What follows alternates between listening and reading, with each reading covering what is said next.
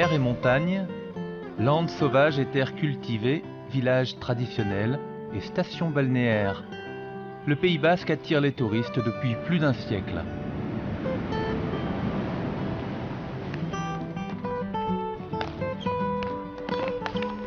Au fond du golfe de Gascogne, c'est le point de rencontre entre l'Atlantique et la chaîne des Pyrénées.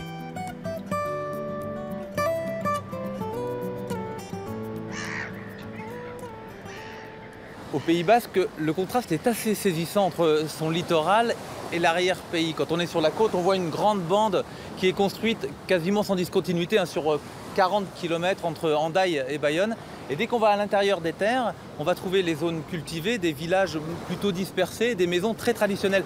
Deux paysages que tout oppose en apparence et qui pourtant ont un point commun, ils ont été conditionnés par le tourisme. Dans un cas, ce tourisme a permis de préserver l'authenticité de l'endroit. Dans l'autre, au niveau du littoral, il a été complètement bouleversé.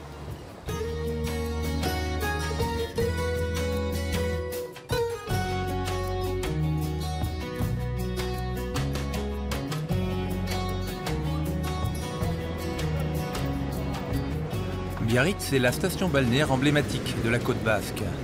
On la surnomme la reine des plages. Alain Puyou, historien et spécialiste du développement des stations balnéaires au XIXe siècle, et en particulier celle de Biarritz. Biarritz avec ses hôtels, avec ses casinos, ses vagues, c'est évidemment la station balnéaire par excellence. Alors vous êtes historien Alain, vous allez peut-être pouvoir m'expliquer comment on en est arrivé là. Alors ce que l'on voit aujourd'hui n'existait évidemment pas à l'époque, c'était un véritable désert avec une plage, des rochers, un port, un petit port de pêcheurs de baleines à l'abandon, misérable. Les baleines ne sont plus là, elles ont quitté le golfe de Gascogne depuis le XVIIe siècle. Et en 1854, Eugénie, impératrice des Français, l'épouse de l'empereur Napoléon III, vient, elle connaît Biarritz, elle y amène son mari, qui va très rapidement trouver le site tout à fait admirable et décider, pour faire plaisir à Eugénie, d'y établir une demeure l'été où ils pourront, de Paris, se rendre dans ce sud-ouest atlantique de la France et trouver un certain confort. Et c'est ça qui va déclencher toute l'urbanisation, toute la vie économique de Biarritz et de sa région. C'est à ce moment-là, en effet, que tout démarre. Napoléon III va contribuer à l'urbanisation du site. Il va évidemment opérer ici de grands travaux, arasement de dunes, établissement de la promenade, équipement de la station, premiers bains, premiers hôtels. Et ensuite, il va évidemment doter la ville d'une voie ferrée qui permettra de venir à Biarritz, et cela régulièrement à partir des années 1860. Et ça veut dire que les grands de France, les grands d'Europe, tout le monde vient ici à Biarritz? Avec le chemin de fer, c'est beaucoup plus facile. Les têtes couronnées viennent à Biarritz. On trouve à Biarritz, au moment des séjours impériaux, le roi des Belges, la reine d'Espagne, les princes d'Espagne, les Russes d'ailleurs. On a aujourd'hui des témoignages de cette présence de ces populations, de ces communautés étrangères dans la ville, comme par exemple l'église Alexandre Nevski, mais on a également des synagogues, des hôtels, des demeures britanniques. C'est une diversité architecturale qui est un peu une signature de Biarritz en fait.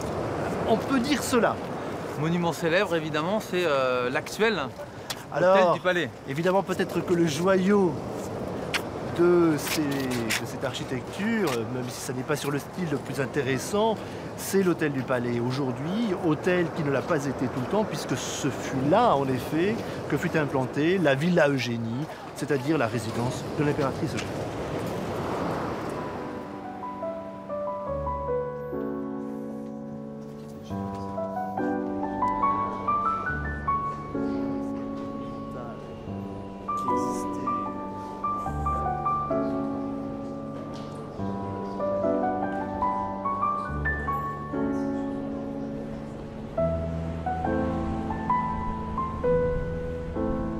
Mais Eugénie, quand elle vient faire construire sa résidence ici, elle vient chercher quoi, le paysage?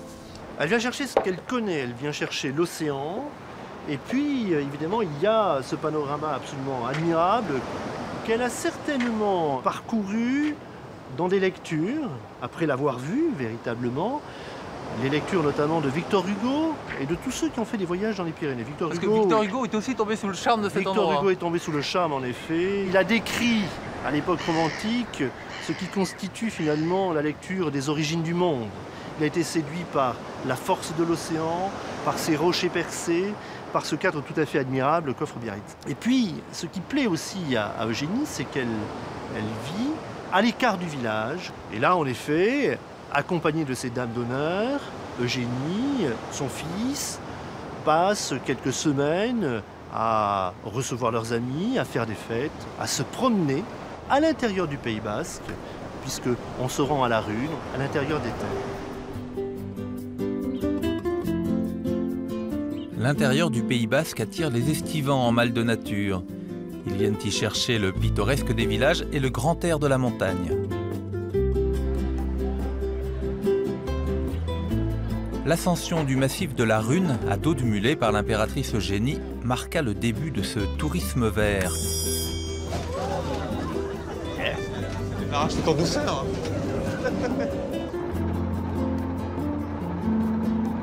À bord de ce petit train, Gabriel Durruti, paysagiste, m'accompagne sur ces hauteurs qui offrent un panorama sur tout le Pays Basque. On est carrément au bord de l'eau là. Ah oui, oui, oui. On a quoi, à 5 km, 10 km? Peut-être 10. Et ça c'est Saint-Jean-de-Luz. Saint-Jean-de-Luz. Depuis 1924, ce train à crémaillère permet d'atteindre le sommet de la Rune, à 900 mètres d'altitude.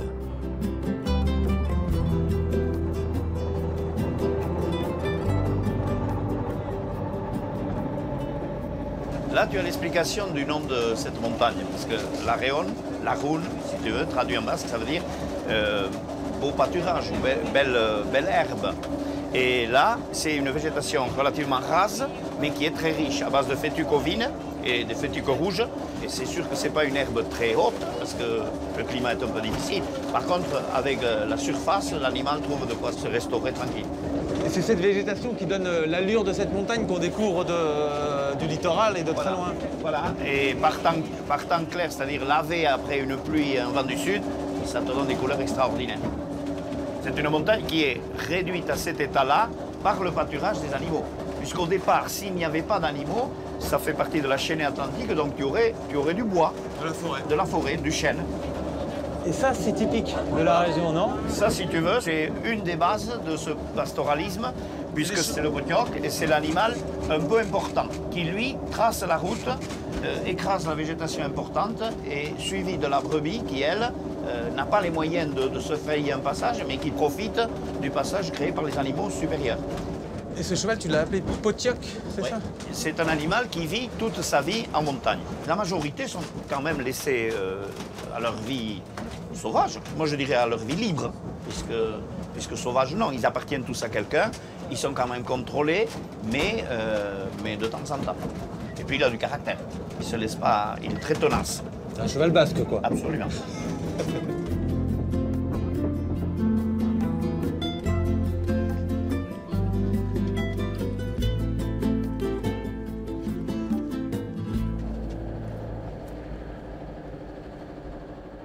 Une demi-heure d'ascension en train, voilà enfin le paysage de la Rune. Alors on a du premier coup d'œil un peu trois types de paysages. Le littoral à proprement parler, quelque chose qui ressemblerait à du bocage, et puis le côté plus montagneux. Oui, en fait, il se décline en plusieurs bandes. Donc la frange côtière qui est très urbanisée, mais pas partout. Bon, sur Biarritz, et Bayonne et Anglet, c'est très urbanisé, mais déjà ici sur Urugne, on voit un peu l'état d'autrefois. C'est-à-dire que le village est à l'abri de la petite colline et la colline protège de la mer. On a un littoral qui est très construit, mais évidemment ça n'a pas toujours été le cas, parce que tout bêtement, on n'habitait pas sur le bord de mer. Non, on faisait de l'agriculture et de l'élevage jusqu'à la dernière limite, mais après le front de mer, c'était un peu compliqué. Il y a des tempêtes, il y a du froid, il y a de la pluie. Et bon, après tout, il y avait le choix. Et on peut toujours éventuellement y envoyer les animaux, mais en les ramenant le soir à l'abri. Et dans les autres parties où il n'y avait pas d'élevage, la frange côtière était surtout des pinèdes et des bois. Et le dernier étage, c'est la partie plus montagneuse. Voilà, alors le piémont, avant d'arriver à 900 mètres, il y a quand même même des collines qui sont à 400, 600, etc. Mais ces parties-là sont aussi exploitées puisqu'on voit des troupeaux de brebis. Et donc c'est un territoire qui sert de réserve parce que si pendant 15 jours il ne pleut pas, il fait quand même de temps en temps des périodes un peu difficiles, ben, c'est une réserve de nourriture malgré tout parce que l'espace nourrit l'animal. Alors qu'en bas, peut-être la sécheresse fait qu'il y a moins d'herbe, mais la montagne n'est pas délaissée. La montagne est utilisée, était utilisée, peut-être un peu moins maintenant, mais là, en tout cas, un rôle tout à fait essentiel. Ce n'est pas qu'un lieu de parcours et de course en montagne, c'est un lieu de vie. Et on a tout ça dans ce panorama. Oui, c'est sûr.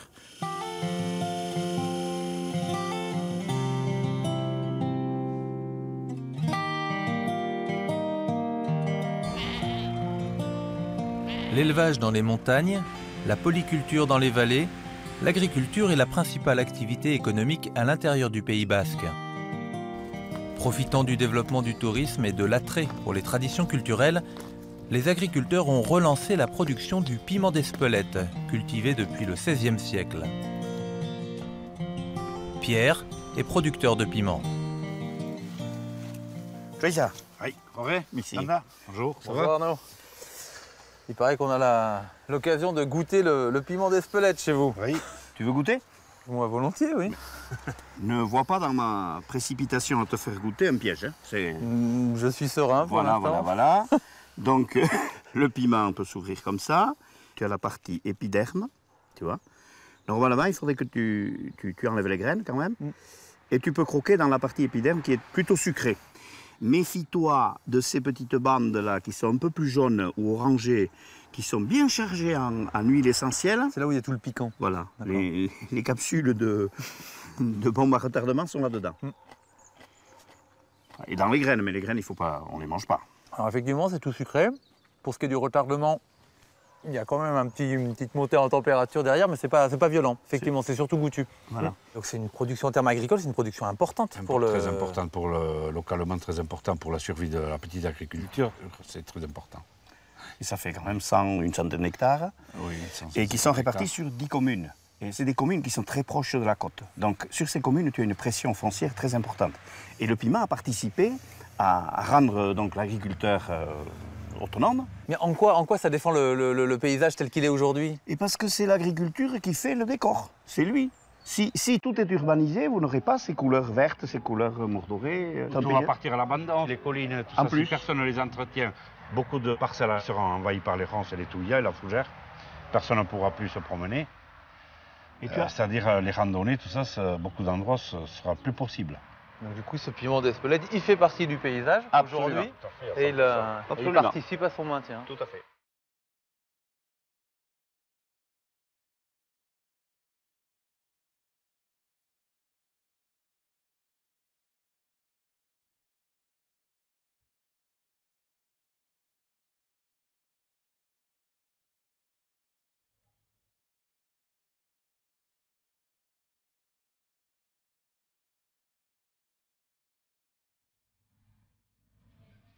Nicolas Sorsabal est étudiant en histoire de l'art.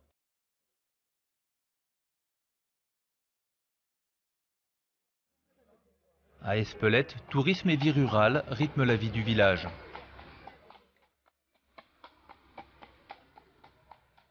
C'est jour de marché, Espelette, aujourd'hui.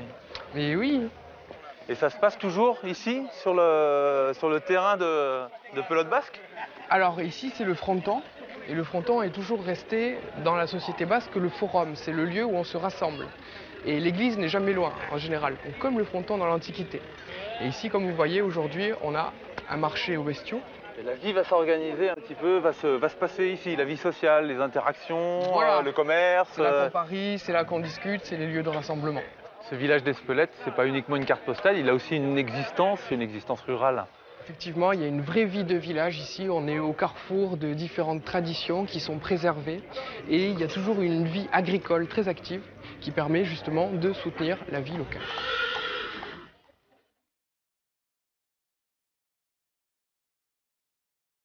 Alors c'est un point de vue peut-être un petit peu naïf, mais pour moi la maison basque maintenant c'est le rouge. Les volets rouges, les colombages rouges, ça a un sens particulier cette couleur pour qu'elle soit partout?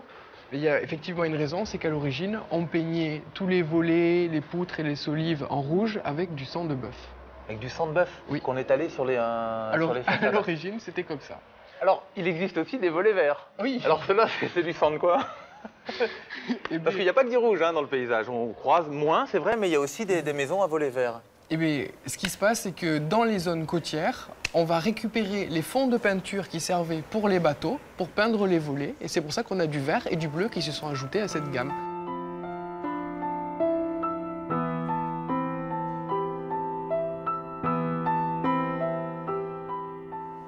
Alors c'est surprenant parce que quand on se promène sur la côte, on découvre une architecture un petit peu foisonnante, hétéroclite, un peu extravagante.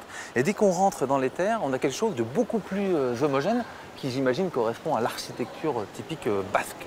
Effectivement, sur la côte, ça part dans tous les sens. C'est cette épopée balnéaire qui va considérablement modifier le littoral. Tandis que dans l'arrière-pays, on va avoir une préservation des modes de vie et des petits villages qui font aussi l'admiration de ces touristes. Donc il y a un vrai va-et-vient entre la côte et l'arrière-pays. Et paradoxalement, ça veut dire que la très forte fréquentation du littoral a renforcé l'identité et les traditions basques. Exactement. En contrepoids, on va avoir un renforcement identitaire et la culture basque va être d'autant plus prônée qu'elle va s'affadir sur la côte basque.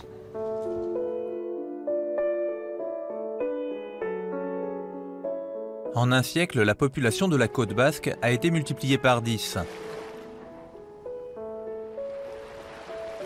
Les constructions ont poussé tout au long du littoral.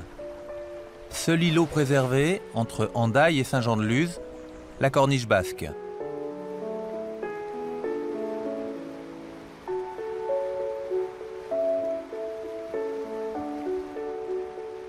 Ganiche Grabière est responsable du domaine d'Abadia, un site très préservé. Alors ce morceau de littoral, on comprend qu'il ne soit pas construit aujourd'hui puisqu'il est protégé. Mais à l'époque de la grande mode balnéaire, comment se fait-il qu'il ait été épargné par la grande urbanisation? Ce paysage, il est beau, mais il explique également tout. Il n'y a pas d'accès sur cette longue portion de côte, pratiquement 8 km de côte. Il n'y a aucun accès facile, je dirais, à la mer. Pas de plage, pas de port. Donc du coup, ça limite l'occupation balnéaire. C'est un secteur qui va être utilisé, mais pas occupé par l'urbanisation liée au tourisme. Et aujourd'hui, c'est un avantage pour le tourisme, parce que c'est un paysage quand même qui est très emblématique de la région. Tout à fait. Même d'un point de vue touristique, du coup, ça devient très intéressant, puisqu'il n'y a pas une brochure du comité départemental du tourisme où il n'y ait pas une vue de cette partie de côte. C'est ces paysages-là que l'on va mettre en avant, et ce n'est pas les immeubles modernes des années 60 ou 70. Et le site naturel protégé, il s'étend d'où à où sur le littoral, là? Alors, le site naturel protégé, il est constitué de deux parties, l'une étant incluse dans l'autre, en fait. Il y a le domaine d'Abadia, qui est situé sur la commune d'Hendaye, que l'on aperçoit ici à ma droite. Et le domaine d'Abadia, qui fait partie d'un ensemble qui est plus vaste, qui est la corniche basque, qui va d'Hendaye jusqu'à Sokoa. Et ça fait grossièrement 8 km de long. Avec une ambiance, un caractère à cette côte qui a certainement prévalu à ce classement. Une ambiance et une végétation un petit peu particulière liée évidemment au climat basque, dont la pluie fait partie. Ben oui, on ne va pas le cacher, il pleut un petit peu au Pays Basque. Non, il pleut au Pays Basque, bien évidemment. C'est pas étonnant, si on est aussi au sud et si le Pays Basque est aussi vert, c'est parce qu'il y a de l'eau, il pleut. Il pleut, c'est vrai, par contre les hivers sont des hivers très doux, on a une amplitude thermique très, très faible entre l'hiver et l'été.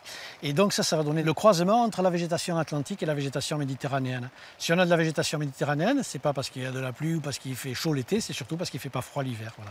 La rencontre des deux. On est au bord de l'océan. Les vents dominants sont des vents de nord-ouest qui nous amènent à cette douceur et qui nous amènent également à cette humidité qui est... Alors il y a la pluie aujourd'hui comme elle coule, on le sent bien, et puis il y a aussi souvent une humidité relative dans l'air, un taux d'hygrométrie qui est relativement conséquent, et c'est tout ça qui fait que le Pays Basque peut être aussi vert. L'océan qui amène le vent également, et le vent qui va conditionner la végétation qu'on trouve ici. Alors tout à fait, alors ici on est dans un paysage de landes maritimes, que l'on va caractérisé par 3 espèces, la fougère, la bruyère et la jonc. Et c'est le vent qui conditionne ça, c'est-à-dire que...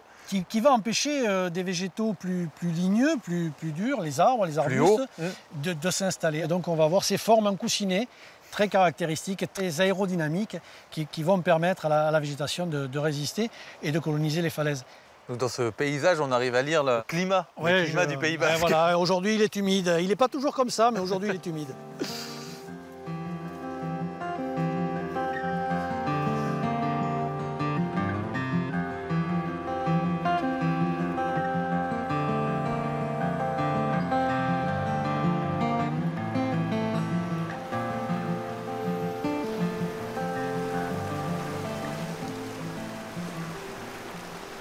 Et le paysage en pâte feuilletée comme ça, c'est une spécialité géologique basque, ça? Ah oui, on peut même parler de millefeuille. On a cet empilement de couches successives les unes au-dessus des autres. Toutes ces strates que l'on voit à l'oblique, eh bien, elles étaient plusieurs centaines de mètres plus bas. Seulement, avec la poussée de la plaque ibérique vers le nord, eh bien, tout ça va être pris en sandwich et ça va basculer. Et donc, ça redescend aussi en même temps. Et ici, on est sur les Pyrénées, à 0 mètre d'altitude, mais en plein sous les Pyrénées. Mais en fait, on assiste en ce moment au bousculement de ces plaques par l'autre plaque, la plaque espagnole, et qui vient taper, qui fait monter les Pyrénées et qui vient plisser tous ces trucs-là. Tout à fait. Ça pousse, ça continue à pousser. Les Pyrénées sont nées il y a fort longtemps, il y a 35 millions d'années, mais elles n'ont pas fini, elles continuent à pousser. Elles s'élèvent d'une vingtaine de centimètres en 25 ans, ce qui est quand même colossal à l'échelle des temps géologiques. Et à l'opposé, on a une élévation, mais à l'opposé ici sur le littoral, bien sûr, on a aussi des phénomènes d'érosion. Et donc cette érosion, elle se fait par l'eau de pluie principalement, qui s'insinue dans toutes les rayures, mais aussi par la mer qui vient... Très souvent, on pense que l'érosion est le fait de la mer. Ici, ce n'est pas la mer qui est le premier facteur d'érosion. Le premier facteur d'érosion, c'est l'eau de pluie, parce qu'on a ces strates qui sont inclinées à l'oblique comme ça, et l'eau va pouvoir s'infiltrer entre les strates, créer des pressions qui les désolidarisent. Et l'action de la mer, c'est de déblayer tout ce qui est tombé en bas, ce qui permet aux strates suivantes de glisser d'autant plus facilement.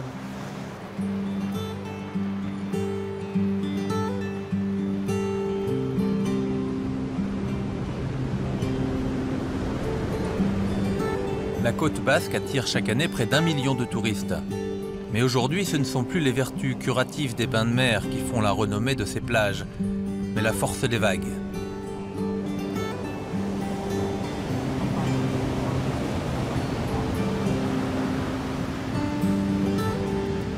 Depuis un demi-siècle, Biarritz est l'un des principaux spots de surf en Europe. La côte basque et Biarritz en particulier, c'est une région qui attire beaucoup les surfeurs. Ça fait longtemps que ça dure. Alors le surf a démarré en 1957 avec une planche qui est arrivée dans une malle de costume pour un tournage. Et puis les jeunes du coin ont récupéré cette planche, se sont accaparés et ont découvert donc qu'on pouvait se mettre debout et prendre des vagues debout. Et le surf s'est développé sur la côte basque parce que les vagues sont particulièrement bonnes ici. Pour quelle raison ? Alors c'est simple, c'est que le plateau continental n'avance pas ici. Il y a la fosse de Cap-Breton. L'océan est très profond dans le golfe de Gascogne. Et donc quand la houle arrive pour déferler sur la côte, elle n'est absolument pas ralentie par le plateau continental. Donc elle arrive surtout à pleine vitesse. La vitesse de la houle qui arrive sur la côte basque est 2 fois plus rapide que celle qui arrive en Bretagne. Et le surfeur, quand il est sur l'eau, il passe pas son temps sur la vague, il a plutôt tendance à rester sur sa planche comme ça. Il a un petit côté contemplatif sur la côte et sur le littoral. Tout à fait. Il faut capter la vague là où elle est, où elle arrive. Donc il faut l'attendre, la repérer, la chercher. Et pendant ce temps-là, forcément, on regarde aussi le paysage, on est sensible à la luminosité, la clarté de l'eau, la côte, les nuages. Évidemment, le surf au coucher de soleil, c'est extatique. On est en train de nous dire que le surfeur, c'est pas uniquement un sportif qui monte sur les vagues, mais c'est aussi un admirateur du paysage. Le surf, c'est des visions du paysage, d'une atmosphère océane qui le marquent et qui font la saveur de sa session. Là, Gibus est en train de me dire que pour le surfeur, la vague fait partie du paysage. Non seulement elle fait partie du paysage pour le surfeur, mais elle est un patrimoine. Et les surfeurs ont créé une association qui s'appelle Surfrider Foundation qui défend l'environnement. Et ils font valoir qu'une vague est un patrimoine quand celui-ci est menacé. Quand on construit une marina dans une petite crique qui avant était propice à un déferlement magnifique de surf, on va enrocher d'une certaine façon la côte et le déferlement de la vague va être modifié. Et du coup, ce patrimoine disparaît. Et la beauté d'un déferlement, c'est un patrimoine qu'il faut préserver. Un patrimoine éphémère, bien sûr, mais justement, c'est parce qu'il est éphémère qu'il est rare, qu'il est d'autant plus important de le préserver.